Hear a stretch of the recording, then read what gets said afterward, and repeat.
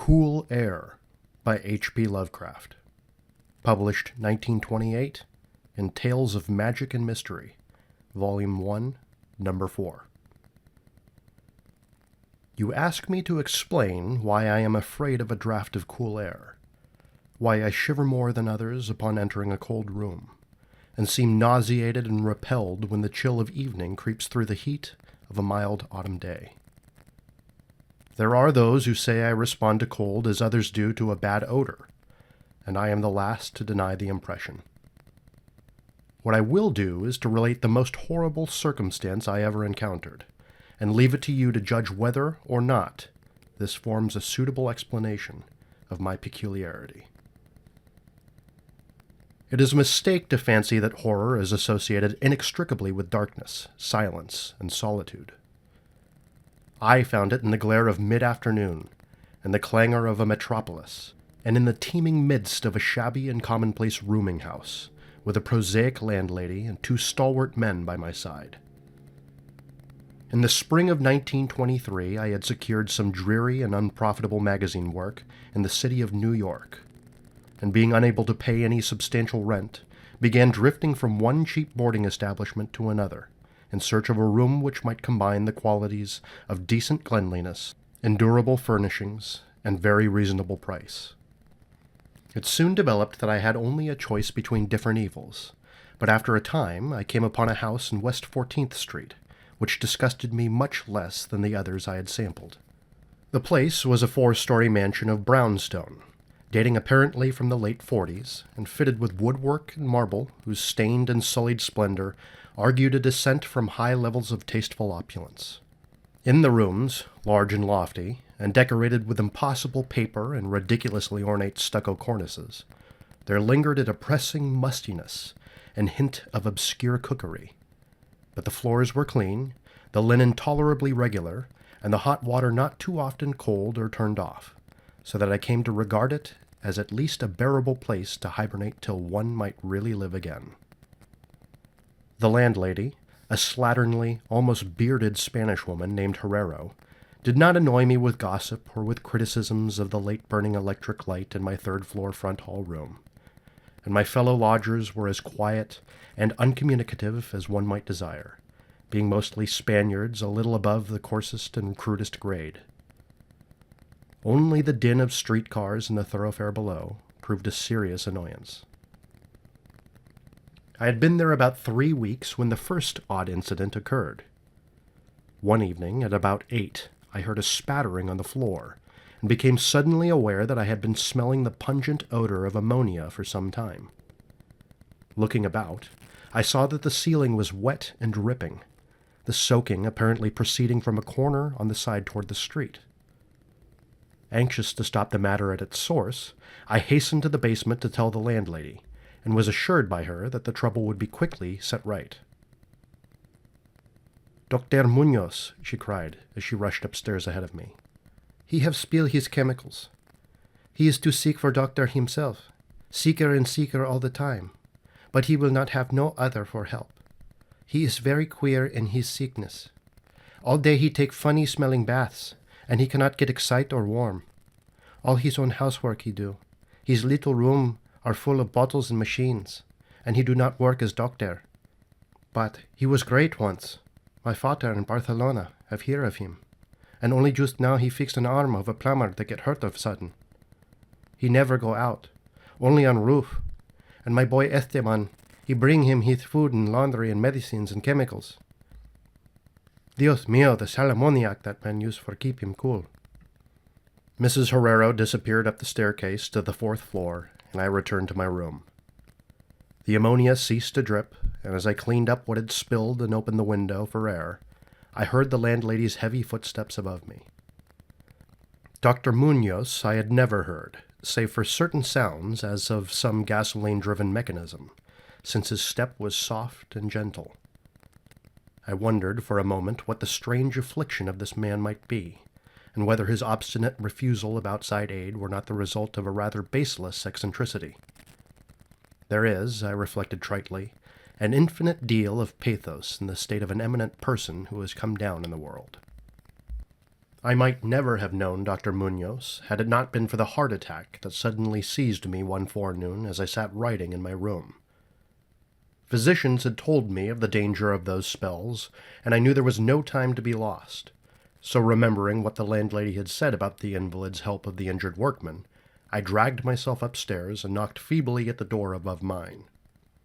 My knock was answered in good English by a curious voice some distance to the right, asking my name and business, and these things being stated, there came an opening of the door next to the one I had sought. A rush of cool air greeted me, and though the day was one of the hottest of late June, I shivered as I crossed the threshold into a large apartment whose rich and tasteful decoration surprised me in this nest of squalor and seediness.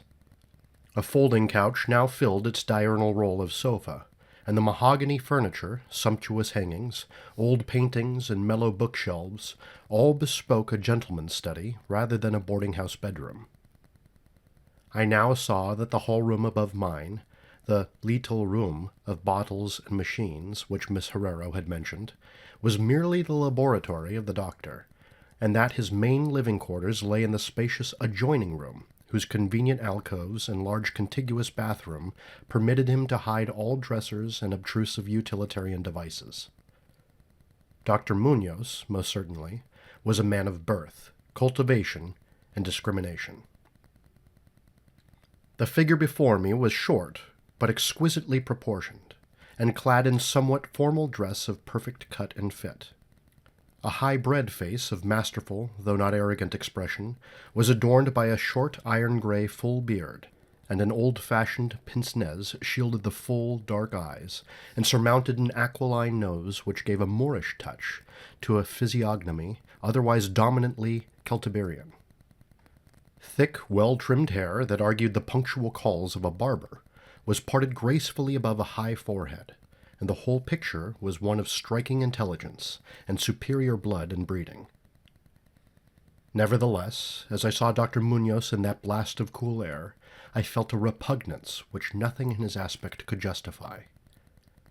Only his lividly inclined complexion and coldness of touch could have afforded a physical basis for this feeling, and even these things should have been excusable considering the man's known invalidism. It might, too, have been the singular cold that alienated me, for such chilliness was abnormal on so hot a day, and the abnormal always excites aversion, distrust, and fear. But repugnance was soon forgotten in admiration, for the strange physician's extreme skill at once became manifest, despite the ice-coldness and shakiness of his bloodless-looking hands. He clearly understood my needs at a glance, and ministered to them with a master's deftness, the while reassuring me in a finely modulated, though oddly hollow and timbreless voice, that he was the bitterest of sworn enemies to death, and had sunk his fortune and lost all his friends in a lifetime of bizarre experiment devoted to its bafflement and extirpation. Something of the benevolent fanatic seemed to reside in him, and he rambled on almost garrulously as he sounded my chest and mixed a suitable draught of drugs fetched from the smaller laboratory room. Evidently he found the society of a well-born man a rare novelty in this dingy environment, and was moved to unaccustomed speech as memories of better days surged over him. His voice, if queer, was at least soothing, and I could not even perceive that he breathed as the fluent sentences rolled urbanely out. He sought to distract my mind from my own seizure by speaking of his theories and experiments, and I remember his tactfully consoling me about my weak heart by insisting that will and consciousness are stronger than organic life itself, so that if a bodily frame be but originally healthy and carefully preserved, it may, through a scientific enhancement of these qualities, retain a kind of nervous animation despite the most serious impairments, defects, or even absences in the battery of specific organs. He might, he half-jestingly said, some day teach me to live, or at least to possess some kind of conscious existence, without any heart at all. For his part, he was afflicted with a complication of maladies requiring a very exact regimen, which included constant cold. Any marked rise in temperature might, if prolonged, affect him fatally, and the frigidity of his habitation, some 55 or 56 degrees Fahrenheit, was maintained by an absorption system of ammonia cooling, the gasoline engine of whose pumps I had often heard in my own room below. Relieved of my seizure in a marvelously short while, I left the shivery place a disciple and devotee of the gifted recluse. After that, I paid him frequent overcoated calls, listening while he told of secret researches and almost ghastly results, and trembling a bit when I examined the unconventional and astonishingly ancient volumes on his shelves. I was eventually, I may add, almost cured of my disease for all time by his skillful ministrations. It seems that he did not scorn the incantations of the medievalists, since he believed these cryptic formulae to contain rare psychological stimuli, which might conceivably have singular effects on the substance of a nervous system from which organic pulsations had fled. I was touched by his account of the aged Dr. Torres of Valencia, who had shared his earlier experiments with him through the great illness of 18 years before, whence his present disorders proceeded. No sooner had the venerable practitioner saved his colleague than he himself succumbed to the grim enemy he had fought. Perhaps the strain had been too great, for Dr. Munoz made it whisperingly clear, though not in detail, that the methods of healing had been most extraordinary, involving scenes and processes not welcomed by elderly and conservative Galens. As the weeks passed, I observed with great regret that my new friend was indeed slowly but unmistakably looking ground physically, as Mrs. Herrero had suggested. The livid aspect of his countenance was intensified. His voice became more hollow and indistinct, his muscular motions were less perfectly coordinated, and his mind and will displayed less resilience and initiative. Of this sad change he seemed by no means unaware, and little by little his expression and conversation both took on a gruesome irony which restored in me something of the subtle repulsion I had originally felt. He developed strange caprices, acquiring a fondness for exotic spices and Egyptian incense, till his room smelled like the vault of a sepulchred pharaoh in the Valley of Kings. At the same time, his demands for cold air increased, and with my aid he amplified the ammonia piping of his room, and modified the pumps and feed of his refrigerating machine till he could keep the temperature as low as 34 or 40 degrees, and finally even 28 degrees. The bathroom and laboratory, of course, being less chilled, in order that water might not freeze, and that chemical processes might not be impeded. The tenant adjoining him complained of the icy air from around the connecting door, so I helped him fit heavy hangings to obviate the difficulty. A kind of growing horror, of outre and morbid cast, seemed to possess him. He talked of death incessantly, but laughed hollowly when such things as burial or funeral arrangements were gently suggested. All in all, he became a disconcerting and even gruesome companion. Yet in my gratitude for his healing, I could not well abandon him to the strangers around him, and was careful to dust his room and attend to his needs each day, muffled in a heavy ulster which I bought especially for the purpose. I likewise did much of his shopping, and gasped in bafflement at some of the chemicals he ordered from druggists and laboratory supply houses. An increasing and unexplained atmosphere of panic seemed to rise around his apartment. The whole house, as I have said, had a musty odor, but the smell in his room was worse, and in spite of all the spices and incense, and the pungent chemicals of the now incessant baths which he insisted on taking unaided, I perceived that it must be connected with his ailment, and shuddered when I reflected on what that ailment might be. Mrs. Herrero crossed herself when she looked at him, and gave him up unreservedly to me, not even letting her son Esteban continue to run errands for him. When I suggested other physicians, the sufferer would fly into as much of a rage as he seemed to dare to entertain. He evidently feared the physical effect of violent emotion, yet his will and driving force waxed rather than waned, and he refused to be confined to his bed. The lassitude of his earlier ill days gave place to a return of his fiery purpose, so that he seemed about to hurl defiance at the death demon even as that ancient enemy seized him. The pretense of eating, always curiously like a formality with him, he virtually abandoned, and mental power alone appeared to keep him from total collapse.